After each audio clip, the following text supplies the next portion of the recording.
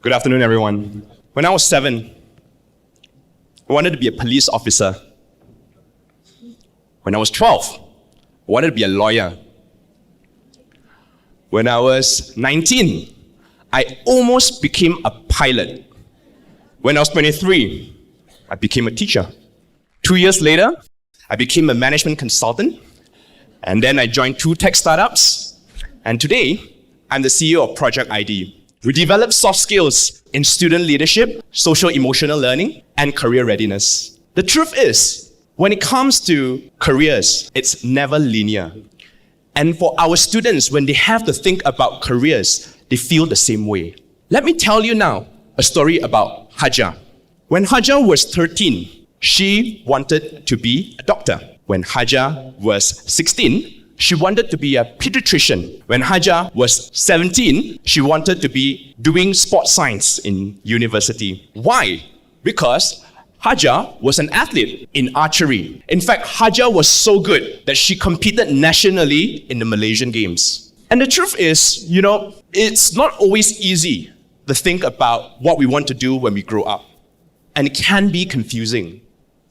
In Malaysia, in a recent survey, 88% of young people told us that they are not able to identify immediate actions they want to do right after high school. And that led us to develop EduKerjaya, a comprehensive career readiness program that is focused on 3 things: mindset, skills, and exposure. And there are 4 components to EduKerjaya. There is a bootcamp, there is a uni visit, there's career sharing, and mini internship. Sounds like any other career readiness program, right? If you think about it. But what's unique about EduKerjaya is the way we think about exposure and work experience for secondary school students, especially through our career sharing and the mini internship. So let's start with career sharing.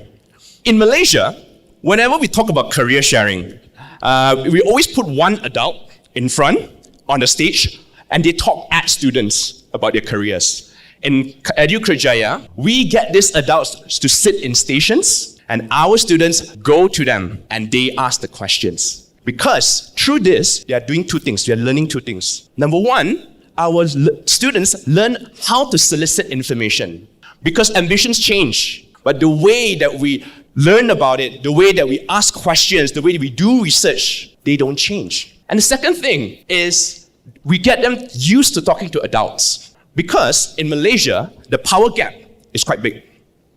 So what that means for young people, for many young people, they can feel intimidated when they have to talk to adults. So here, we get them used to it, acclimatize.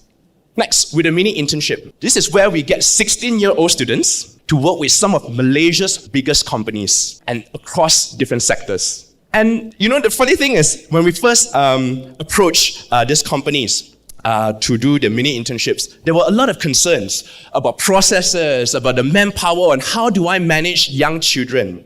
So what we did was, we worked with the CEOs, we worked with the MDs, and most importantly, we worked with the HR practitioners. And we positioned EduKerjaya as a leadership development program for their young and aspiring managers. And we worked with these young managers to develop the growth in our children. So what this does is, with the young managers, they get to develop empathy, they develop coaching skills, they develop leadership skills. And in turn, our students receive direct mentorship from them. So, to date, in the last 2 years, we have impacted 190 students, we have given out 69 internships, and we've worked with 60 supervisors.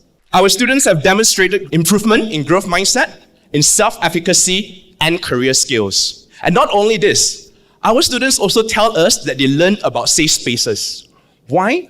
By virtue of our own practice. Because of the way that we have created this space for them to ask questions, to participate, they now learn how to create these spaces for their peers. So what's next? We are looking at scale and accessibility.